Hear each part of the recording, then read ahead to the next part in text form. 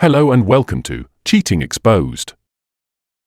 Today's story is, I just found out that my wife of 12 years has been having an affair from the police who called me in for questioning.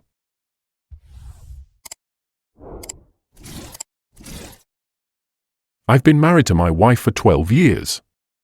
We have an amazing 11-year-old son. Until last night, I thought we had a good marriage. I thought I was always really good to her. We have no money problems, no intimacy problems, and I have never taken her for granted. I honestly wake up every morning and thank God she is my wife. Now I don't know what to think. I got a call from my local PD as I was getting off work yesterday. They asked if I could come to the police station as soon as possible. I panicked. I asked if something had happened to my wife or son, but they said not to worry, just get to the station ASAP. When I got there, they put me in a room with a table and some chairs. They asked me my name, which I gave, then they started asking all these questions about a guy my wife works with. I haven't seen or spoken to this guy literally since December 2019, at my wife's company Christmas party. The two officers kept asking me things like how long have you known and how did you find out? The only answer I could give was, what are you talking about? After about an hour of this, I just stopped answering their questions and kept asking where my son and wife were, and were they safe. We just kept going around and around until, after about 2 hours on and off, because they would periodically leave the room for 15 to 20 minutes, then come back and start it all over again, like some cheap cop show. The last time they came in, the cop handed me a tablet and showed me a video of my wife and the guy from her work having sex. I don't remember much right after that, I just remember screaming what the F is this over and over again. I had a full-blown panic attack right there in the middle of the police station. The police had a paramedic check me out, and he said my blood pressure was something like 170 to 110. He wanted me to go to the hospital, but I refused, and said I needed to find my wife and my son. After I calmed down, the officers explained that the guy in the video had been having an affair with my wife, and apparently several other women. He had been found that morning in his driveway, beaten, assaulted, and set on fire. He was still alive, but in critical condition, and they didn't know if he would make it. His wife had given them permission to go through his phone and computer, and that's where they found the video of my wife. They asked me where I was that morning, and I told them the gym, then work, about 10 minutes from my gym. At that point, they said I could go, but that I might not want to stay at my house because they didn't know if his affair with my wife could be why he was attacked. They also said my wife wasn't the only person he was having an affair with. That's when I rushed home. My son was staying with our neighbors, so I got him and went home. We packed some clothes and his laptop for school. I grabbed my gun, and we headed to my parents' house 45 minutes away. I still haven't heard from my wife. Her phone is going straight to voicemail. I've called the officer who gave me his card, and he said she is at the hospital with the guy she's been cheating with. I am sitting here in bed with my son on one side of me, and my .38 on the other. My dad is sleeping in his chair in the living room with a shotgun across his lap, and I've not slept in over 30 hours. I don't even know where to start. Anything would be helpful right now, any advice or ideas. I am in a fog.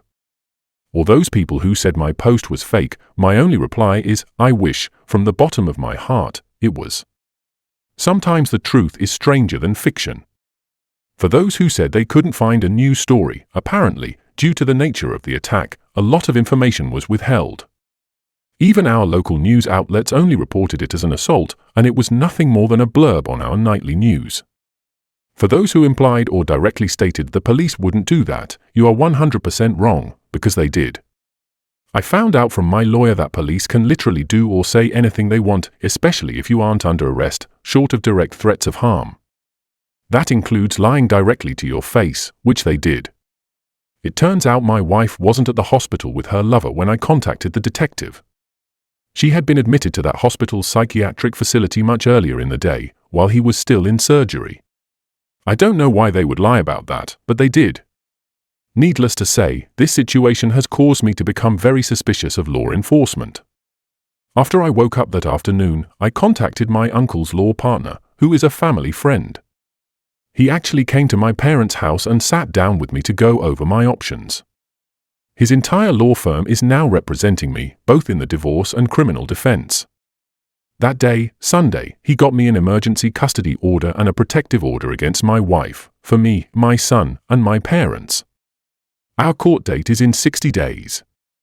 The police served her on Monday as she was leaving the psych hospital. According to her brother, who is a close personal friend of mine, she did not take it well. She is staying with her parents for the time being. I still haven't talked to her, and she hasn't made any attempt to speak to me either. Whether that's due to shame, indifference, or the order of protection, I don't know, but I'm glad of it all the same. My wife is not the person I thought she was, and I'm ashamed of myself for not seeing it sooner. I had to tell my son something, so I decided to tell him the truth, age appropriate. Literally the first words out of his mouth were, "Please don't let mommy take me away." I asked him why he would say that, and from what he tells me, my wife has been treating him very badly when I wasn't around, and told him if he told me, she would take him away and my son would never see me again. She has been emotionally torturing our son, and I was too blind to see it. That wrecked me more than the video, to be honest. I told the lawyer about what my son said, and he used my son's statement, her mental state, and her commitment to get the emergency custody. I have contacted his school for therapy resources, and he will start therapy after the first of the year. I feel like the worst father to ever walk the face of the earth at this point. As for our families, her parents contacted me Tuesday and asked to come see us. I was still at my parents' at the time, and I told them they could come, but she was not allowed anywhere near us. They agreed. They were so apologetic, and her poor mother didn't stop crying the entire time she was with us. Her father was heartbroken and kept referring to my wife as that girl.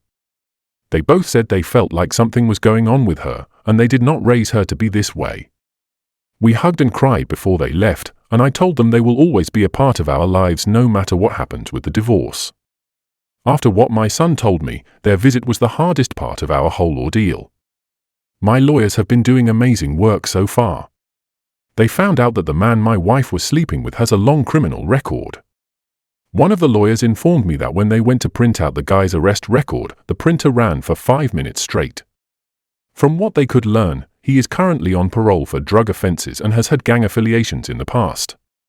He is still alive but in critical condition and still may not make it. The firm has an investigator who contacted the co-worker who drove my wife to the hospital. The co-worker informed them that my wife's affair was an open secret around the office. My lawyers think that's how the police figured out who I was and who my wife was in the video. There are several photos of last year's Christmas party at her work, and my wife and I are in several of them. That's where I currently am in this whole situation. I am just numb, still lost, and heartbroken. How long does the numbness last, and is there any way to get past this emotional lethargy faster? I mean really numb, like a dream. Everything I've just said has felt like it's happening to someone else. Edit, got the date wrong. Update. My son is healing, but I'm still fighting.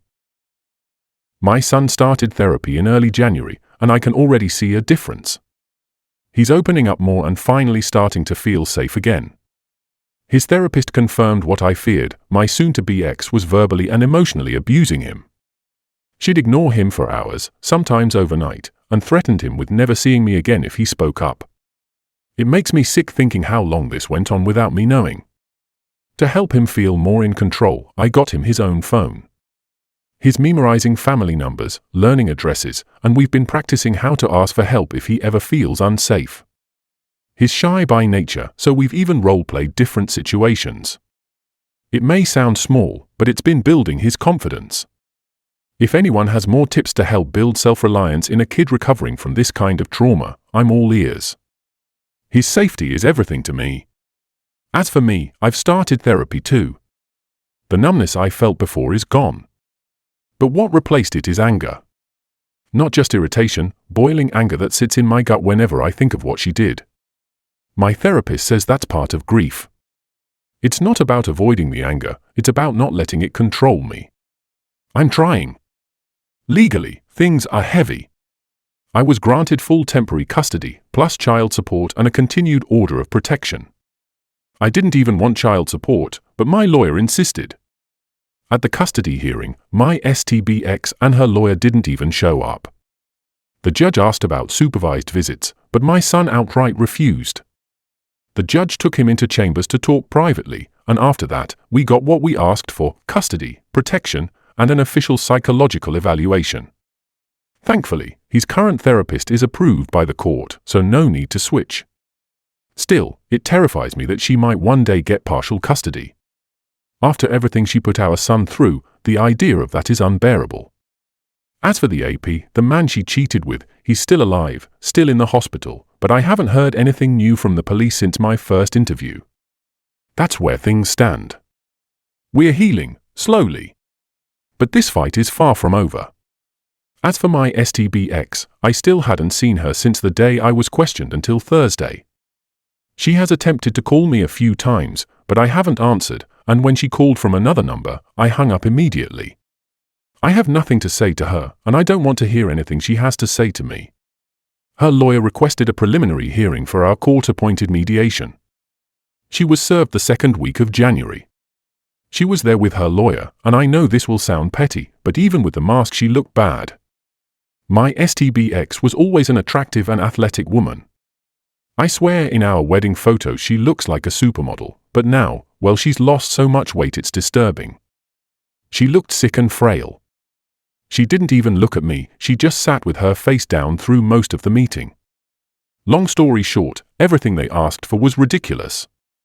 They wanted visitation during the divorce proceedings and shared custody after. They want us to drop the ops. She wants to cohabitate until the divorce is finalized. I'm not joking. After all this, she wants to live in the same house. It was so insulting that my head throbbed through the whole meeting. But it was all worth it for the big reveal we gave to her lawyer. Her lawyer asked how we should handle discovery for the division of assets, to which my lawyer got this shocked look on his face and said, "What division of assets? Read the prenup."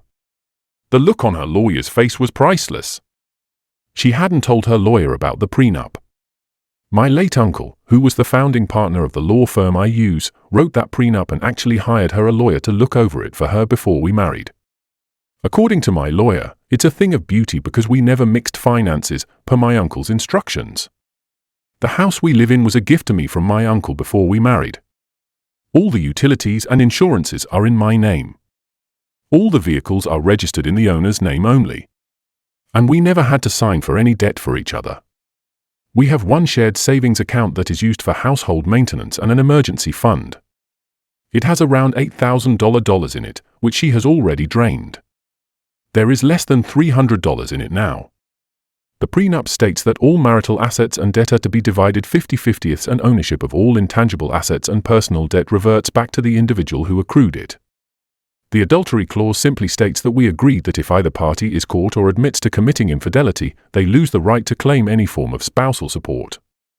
There's a lot more to it than this, but my lawyer assures me that trying to break this prenup will be damn near impossible, because it is the most fair prenup he's ever read. But the last thing her lawyer asked for was what has really messed with me. He asked that we postpone the official mediation for 6 months while my STBX attends an inpatient rehabilitation facility for substance abuse. Some people in both my last posts stated that she might have a substance abuse issue, but I didn't even think about it, because I couldn't even fathom that.